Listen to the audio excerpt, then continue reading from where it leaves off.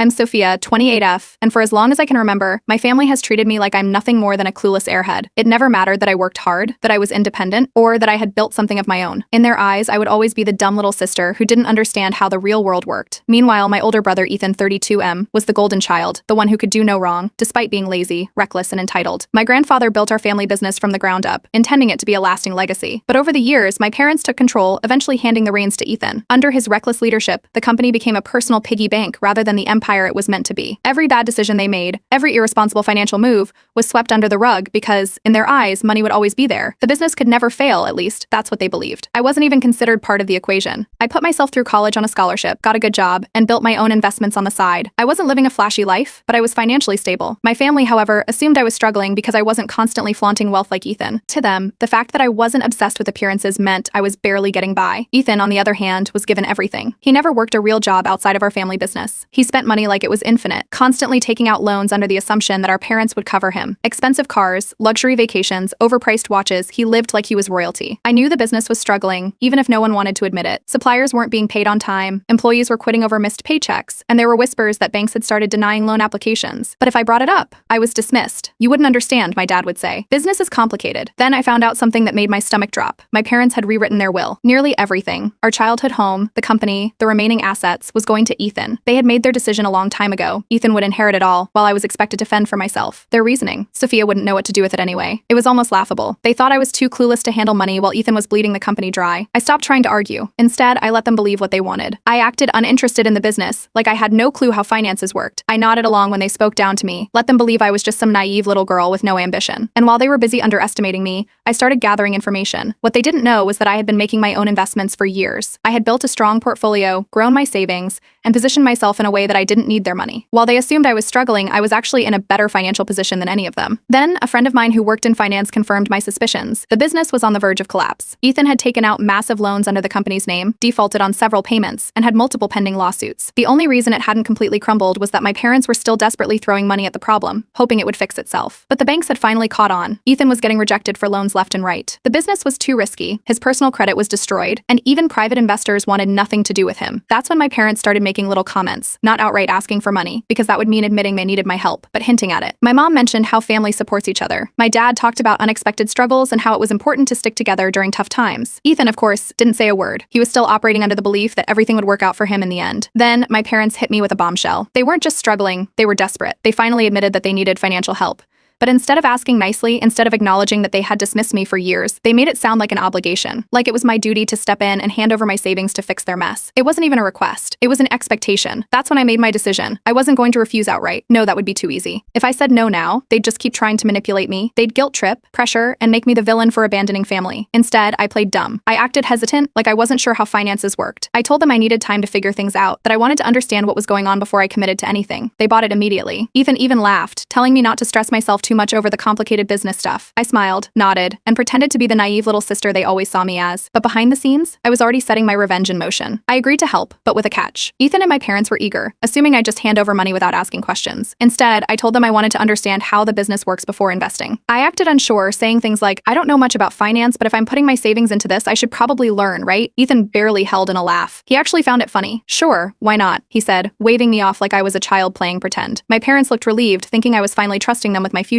They handed over the company's financial records, not expecting me to actually go through them. I was supposed to skim, nod along, and then hand over my money like a good little sister. Instead, I spent hours reviewing everything. The mess was even worse than I had imagined. There were massive debts, some dating back years. Suppliers hadn't been paid on time. Multiple lawsuits were pending from vendors who had been strung along with false promises. Ethan had taken out massive loans using the business as collateral, assuming the company would always make enough money to cover them. He wasn't just burning through money, he was gambling with it, assuming he'd win every time. I kept my face blank when I returned the documents. Wow, I said, sounding impressed. I had no idea running a business was so complicated. You guys are amazing for handling all of this. Ethan smirked, eating up the fake praise. My parents looked proud, like they had finally gotten me to see the hard work they put in. What they didn't know was that I had already found a way in. There was a legal loophole, small but powerful. Decades ago, my grandfather had issued shares to early investors, some of whom had long since passed away or moved on without claiming ownership. The records were buried in outdated company filings, overlooked because my family had never expected anyone to dig into them. Through a series of discrete transactions and shell companies, I gradually acquired control over these forgotten shares, increasing my stake without raising suspicion. My family had never considered this possibility because,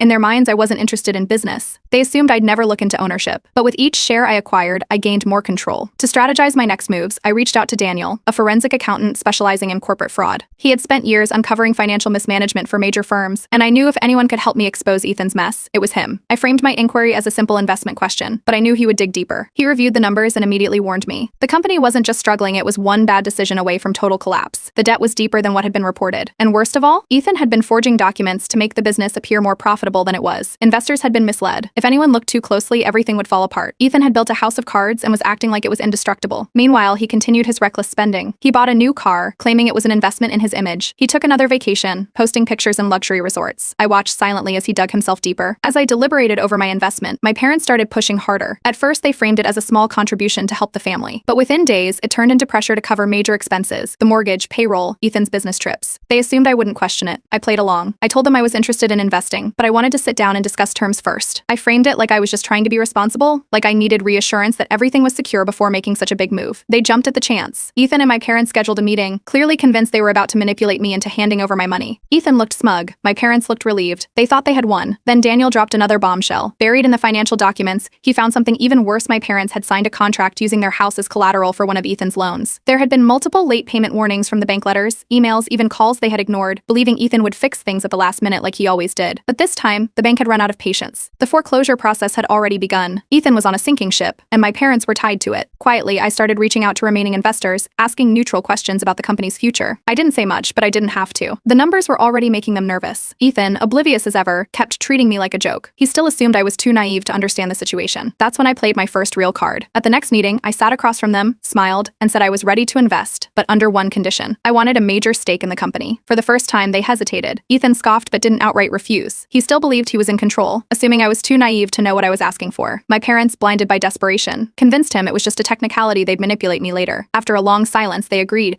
thinking they had outsmarted me. They had no idea they had just sealed their own downfall. They thought they could manipulate me later. They had no idea what they had just done. The moment the paperwork was signed, everything changed. I was no longer just Ethan's dumb little sister who didn't understand business. I was now a major shareholder, legally entitled to review financials, approve decisions, and, most importantly, make changes. Ethan barely paid attention when I took my seat at the table, still convinced I was just playing pretend. My parents looked relieved, thinking I was finally stepping in to help the family. None of them realized they had just handed me the power to destroy them. I wasted no time. The next day, I hired an external auditor, someone with no connections to my family, someone who would go through every financial record with a fine-tooth comb. As expected, red flags started popping up everywhere. Unreported debts, falsified profit margins, missing funds that had been funneled into Ethan's personal spending. By the time the first audit report came in, Ethan had started to realize something was off. He tried to play it cool, brushing off concerns in meetings, making up excuses for accounting errors, but behind the scenes, he was scrambling. Documents were being shredded, emails were being deleted. It didn't matter. The damage was done. Word got out fast. Investors who had already been uneasy started pulling out. Suppliers stopped offering extensions. Employees whispered in break rooms. The cracks in Ethan's empire weren't just showing, they were widening by the second. To control the narrative, I made my next move. I arranged a formal company statement, positioning myself as the one working to save the business. I didn't mention Ethan by name, but the message was clear. Under new management, things would improve. The employees, who had been mistreated by Ethan for years, took notice. Meetings started running smoother. Payroll became a priority again. I made it clear that incompetence wouldn't be tolerated anymore. The shift in loyalty was almost instant. Ethan, realizing that people were starting to side with me, tried to assert control. He called for an emergency restructuring, attempting to strip my decision-making power. But he had made one crucial mistake. He had already signed over shares. He couldn't override me. Then, the legal problems started rolling in. The fraud Daniel and I uncovered wasn't just internal mismanagement, it was serious. Investors who had been misled started filing complaints. The bank, now fully aware of the situation, moved forward with repossessing our parents' house. That's when the desperation hit. My parents, who had spent years treating me like an afterthought, were now scrambling. The moment their credit cards stopped working, the moment the foreclosure notices arrived, they panicked. Not because they realized they had been wrong, but because they had finally run out of ways to ignore reality. And now they wanted me to clean up their mess. It wasn't even phrased like a request. You need to fix this. You're part of this family. You owe us. Even in crisis, they couldn't bring themselves to treat me as an equal. I pretended to be conflicted.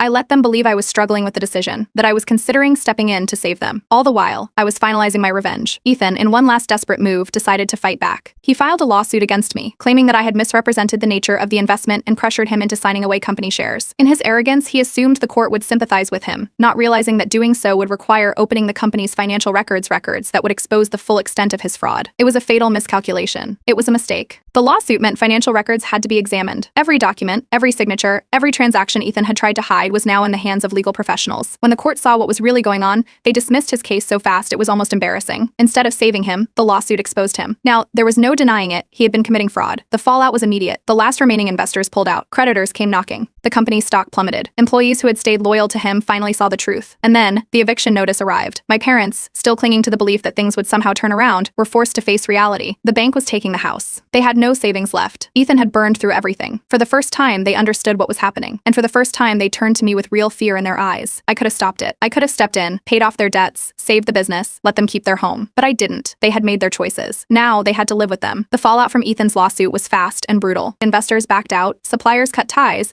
and the remaining employees started looking for a way out. The company's name was now tied to fraud and mismanagement, and no one wanted to be the last one holding the bag. Ethan snapped. At the office, he had a full-blown meltdown in front of everyone. He screamed at the staff, accused them of being ungrateful, and went on a rant about how I was the reason everything was collapsing. He was used to being untouchable, used to people bending over backward to clean up his messes. Now, there was no one left to save him. It was time to finish what I started. I called for an emergency board meeting. As a major shareholder, I had the right to demand a vote on Ethan's leadership. It wasn't even a debate. Every remaining board member had seen the financial disaster he created. The vote was unanimous. Ethan was officially removed from the company. He tried to fight it. He tried arguing, threatening, even throwing out some last-minute promises to turn things around. But it was too late. His name was already toxic, and no one was willing to go down with him. The second he lost his position, everything started crumbling around him. The banks, already wary of his financial situation, wasted no time. His car was repossessed in the middle of the day, right outside the office. Employees watched as a tow truck hauled away his luxury SUV, one of many expensive toys he had bought on credit. Instead of taking responsibility, he did what he always did. He blamed me. The smear campaign started immediately. Ethan called every extended family member, spinning the story in his favor. In his version, I was the one who had manipulated my way into the company. I had stolen from the family. I was the reason our parents were struggling. My parents predictably took his side. They told everyone that I was a traitor, that I had abandoned my own family just when they needed me most. They left out the part where they had rewritten the will to give Ethan everything. They left out the part where he had gambled away the company's future. At first, I ignored it. I knew how my family worked. They thought if they spread the right rumors, they could guilt me into giving in. But karma worked faster than expected. Ethan's landlord, seeing the financial chaos surrounding him, decided to cut his losses. With no job, no income, and no access to quick cash, Ethan struggled to make rent. His landlord, already aware of his financial troubles, refused to grant an extension. With eviction looming, Ethan tried stalling with fake promises of a business deal that never materialized. Eventually, he had no choice. He packed up what little he had left and moved out in disgrace. And his credit? It tanked. By now, I had enough. I wasn't just going to sit back and let him drag me down with him. I called my lawyer and filed a formal fraud complaint against him. Not only did this protect me legally, but it also forced an even deeper investigation into his actions. Now, it wasn't just the investors watching him, it was law enforcement. That's when my parents showed up at my doorstep. They were desperate. No more passive-aggressive guilt trips. No more offhand comments about helping family. They stood there, pleading, begging me to let Ethan back into the company, to give him another chance. They still believed he could be saved. I didn't argue. I didn't explain. I just told them, you made your choice. Now live with it. Then I shut the door in their faces. The tide started turning. Extended family who had originally bought into Ethan's sob story began changing their tune. The lawsuit had backfired. His fraud was now public record. His eviction wasn't just gossip, it was proof that he had failed. Then, in a final act of desperation, Ethan tried to pull off one last scheme.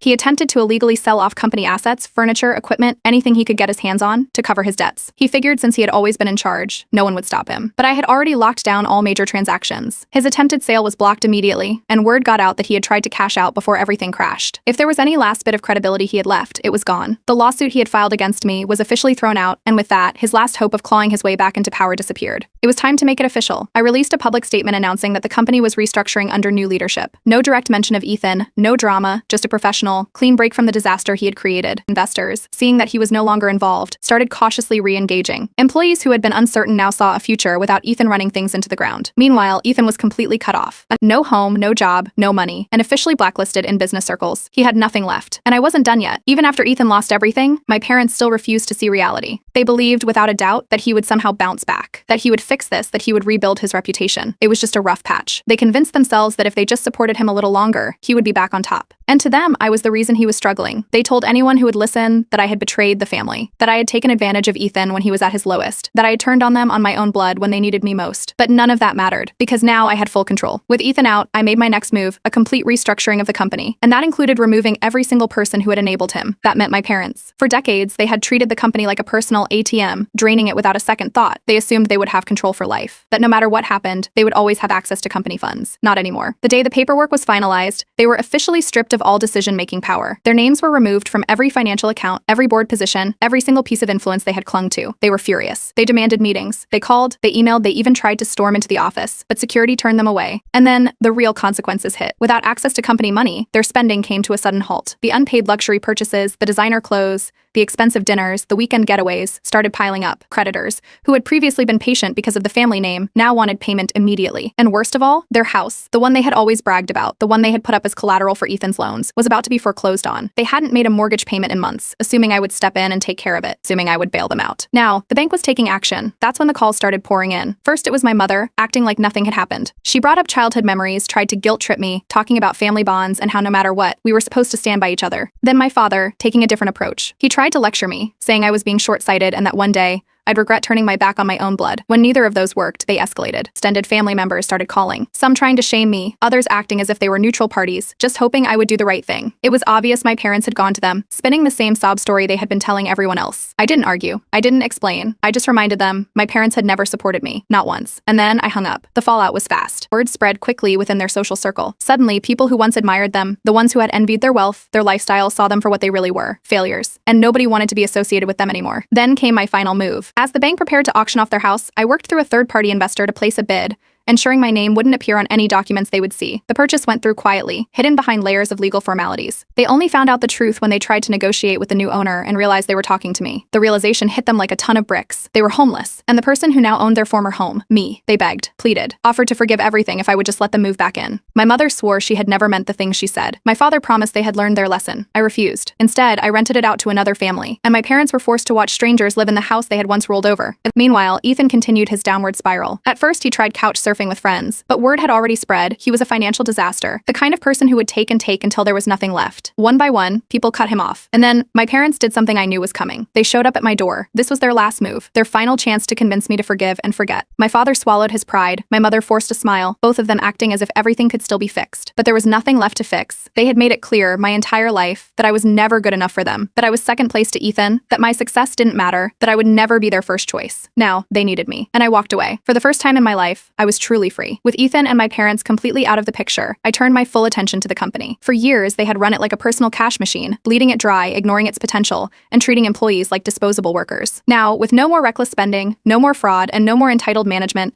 I had the chance to rebuild it the way it should have been all along. The first thing I did was clean house. Every single person who had been complicit in Ethan's mess, his yes men, his enablers, the ones who looked the other way while he stole from the company, were fired. Some tried to fight back, others tried to guilt-trip me into keeping them on, but I didn't entertain it. They were out. Then I focused on the employees who had been loyal, the ones who had stuck it out despite Ethan's mismanagement, the ones who had been ignored and overworked. I met with them, listened to their concerns, and restructured the company from the ground up. Better leadership, smarter investments, actual financial accountability. And within a year, the company was thriving. Profits hit record highs. The business that Ethan had nearly run into the ground was now more successful than ever. Investors returned, partnerships strengthened, and the company's reputation, once tainted by Ethan's failures, was now seen as a powerhouse. Employees, once overworked and underpaid, now had stability and real leadership. And they knew it. They openly celebrated the changes, some even going as far as to say that Ethan being removed was the best thing to ever happen to the company. Meanwhile, Ethan was burning every bridge. He tried finding work in the industry, but no one wanted to hire him. His reputation was ruined. Too many people had seen what he had done to our company, and no one wanted to take that risk. At first, he refused to accept reality. He still carried himself like the same arrogant golden boy, assuming that if he just found the right opportunity, everything would go back to the way it was. But the job offers never came. The few friends who had supported him slowly started distancing themselves. He burned through whatever little money he had left, and with no income, his options dried up fast. My parents weren't doing much better. For the first time in their lives, they had to live without luxury. No more house, no more business funds, no more easy money. They were forced to downsize, moving into a small, modest apartment, cutting out all the luxuries they had once bragged about. They had never had to live within their means before, and the adjustment was brutal. Then, the apologies started rolling in. Extended family members, the same ones who had taken Ethan's side, who had called me a traitor for not bailing him out, began reaching out. They had seen the truth. They had watched Ethan self-destruct. They had watched my parents make excuse after excuse. And they had watched me take a dying business and turn it into a success. Some apologized outright. Others tried to reconnect subtly, as if they had never taken a side. I didn't hold grudges, but I wasn't naive. I forgave some, but I never let them close again. Then Ethan made one last embarrassing attempt at clawing his way back. Desperate to prove he was still business-minded, he tried starting his own company. He had no funding, no business knowledge, no investors willing to back him. But he pushed forward anyway, convinced that if I could do it, he could do it better. It crashed within months. The failure was so public, so humiliating, that even business circles started mocking it. The very people who had once praised him were now laughing laughing at him. And for the first time, my parents realized they had bet on the wrong child. They had spent years pushing me aside, treating me like an afterthought while Ethan wasted everything they had given him. Now, I was the one who had built something. I was the one succeeding. And Ethan? He was a nobody. With no job, no business, no reputation, and no family support left, he completely disappeared from their social circles. And I was free. I had the company. I had success. I had built my own life without them. One day, I ran into an old family friend, someone who had once been close with my parents, someone who had heard everything over the years. They mentioned that my parents regretted everything, that they now saw their mistakes, that they wished they had done things differently. They asked if it was too late for them to fix things. I just smiled and walked away because I had already built a life without them, and I wouldn't change a thing. Ethan had lost everything, his job, his reputation, his apartment, and any shred of credibility he once had. But he wasn't done trying to drag me down with him. Desperate, he made one last attempt at salvaging his mess. He tried to blackmail me. Through a mutual contact, he claimed he had evidence that I had manipulated my way into power, that I had tricked him into signing away his shares, that I had orchestrated the entire downfall of the family business. The threat was laughable. I hadn't done anything illegal, just been smarter than him. Every contract was legally binding, every transaction had been above board, and every move I made had been backed by solid business decisions. Instead of engaging, I had my lawyer send him a cease and desist letter. The message was clear: any false claims would result in a defamation lawsuit. Ethan, realizing he had no real leverage, went quiet for about a week. Then, his next embarrassing stunt surfaced. He started a GoFundMe. The title? Victim of Corporate Sabotage, Help Me Rebuild My Life. In his sob story, he painted himself as a hardworking businessman who had been betrayed by his own sister, stripped of everything, and left with no way to start over. He begged for donations, claiming he just needed a little help to get back on his feet. No one donated. People mocked him. Old business associates, former employees, even distant acquaintances started commenting, calling him out for ruining his own life. Screenshots of his luxury vacations, his reckless spending,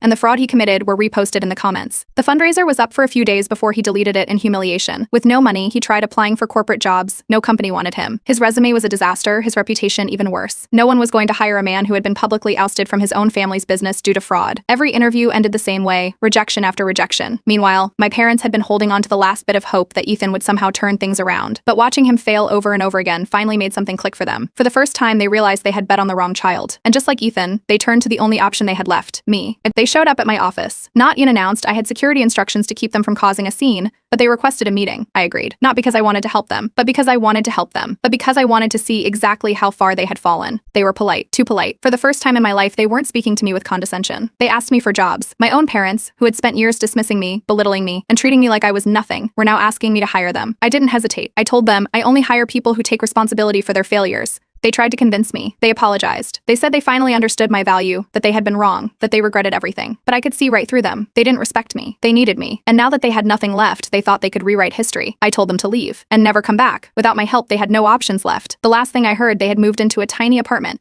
far from the luxury they had once bragged about. And Ethan? With no job, no money, no home, and no family support left, he disappeared. Social media? Gone. Connections? Burned. No one knew where he went. And honestly, I didn't care. Ethan had already lost everything. His job, his home, his connections. But just when I thought he couldn't fall any further, his past came back to destroy whatever was left of his reputation. One of his former business partners, someone he had screwed over years ago, decided it was time for payback. Financial records, leaked emails, proof of how Ethan had manipulated numbers, faked profitability, and scammed investors into believing the company was thriving when it was on the verge of collapse. It didn't take long for the story to spread. At first, it stayed within industry circles, business professionals passing it around as a cautionary tale, but then a financial news outlet picked it up. And just like that, Ethan became a joke. People in the business world started mocking him publicly. His name was used as an example of what not to do. Memes were made, jokes were shared, and even former colleagues joined in, confirming just how reckless and incompetent he had been. And then, more people started coming forward. Former employees shared horror stories of how he had treated them. Unpaid wages, verbal abuse, blatant favoritism.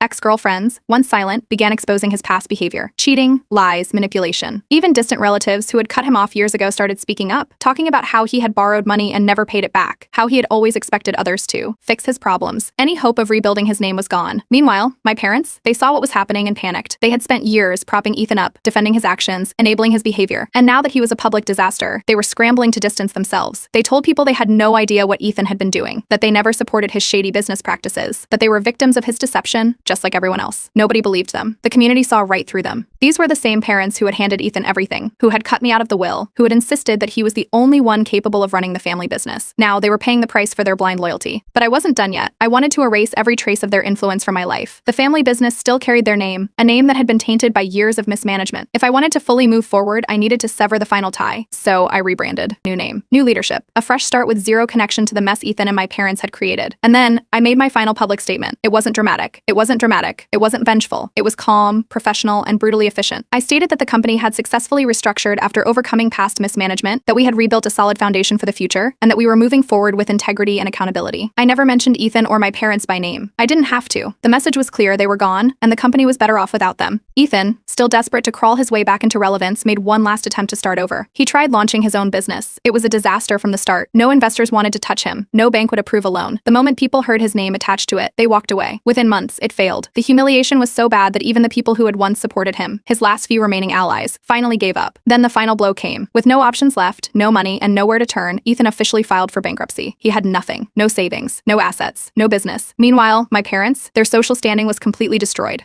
They weren't just struggling financially, they were shunned. The same people they used to impress, the ones they had flaunted their wealth in front of, now wanted nothing to do with them. They lost everything: the house, the connections, the reputation they had built over years of looking down on others. And then in one last desperate move, they reached out to me. For the first time, they admitted they missed me. They didn't beg for money, didn't ask for help. They just said they regretted everything. I sent them one final message: you made your choices, now live with them. And then I blocked them forever. No second chances, no apologies. I had built a life without them, and I never looked back. Years passed, and Ethan remained exactly where he had left himself, at the bottom. He bounced from one failed scheme to another, desperately trying to regain the status he once had. And every few months, I'd hear about his latest attempt: a new business, a new hustle, some new big idea that was supposed to make him rich again. Every single one of them crashed. Investors still refused to touch him. Nobody in the business world wanted anything to do with him. He had burned too many bridges, ruined too many opportunities. With no steady income, he floated from place to place, relying on the few acquaintances who still pitied him enough to let him crash on their couches. And my parents? They had become ghosts. The people they once called friends, the ones they had flaunted their wealth to, the ones they had used to look down on others, had all moved on without them. They weren't invited to parties. They weren't part of any social gatherings. Nobody cared about them anymore. With no money, no influence, and no one left to impress, they faded into the background,